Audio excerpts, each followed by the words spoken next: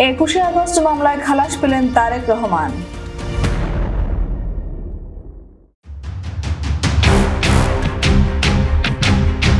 21শে August grenade মামলায় যাবজ্জীবন কারাদণ্ডপ্রাপ্ত তারেক রহমান ও মৃত্যুদণ্ডপ্রাপ্ত সাবেক স্বরাষ্ট্র প্রতিমন্ত্রী লুৎফুজ্জামান বাবর সহ সব আসামিদের খালাস দিয়েছেন হাইকোর্ট।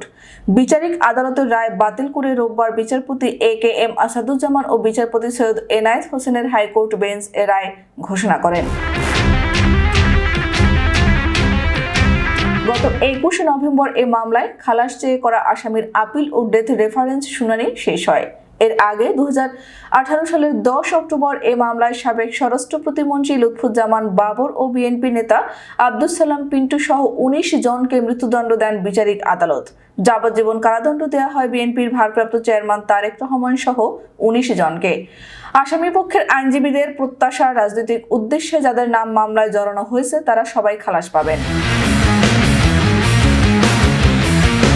2004 সালের 21শে আগস্ট গ্রেনেড হামলার ঘটনায় মতিঝিল থানায় হত্যা ও বিস্ফোরক দ্রব্য আইনে 2টি মামলা হয়।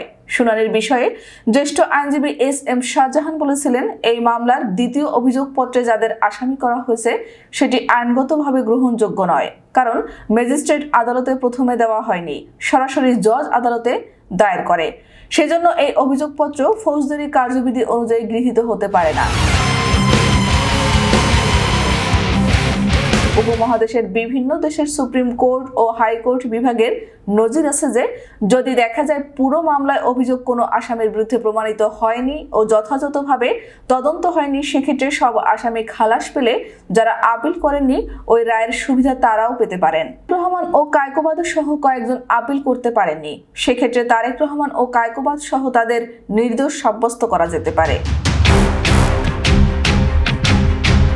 শুনানিতে তিনি আসামির আইনজীবী মোহাম্মদ শিশির মনির বলেছেন, মুফতি হান্নানের দ্বিতীয় জবানবন্দির ভিত্তিতে অধিকতর যে তদন্ত হয়েছে সেটির আইনগত ভিত্তি নেই।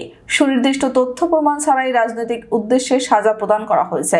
এই মামলায় আসামিদের স্বীকারোক্তিমূলক জবানবন্দি নির্যাতনের মাধ্যমে আদায় করা হয়েছে শুনানিতে তুলে ধরেছেন। এসব দিক বিবেচনায় আসামিদের খালাসের আর্জি জানিয়েছেন।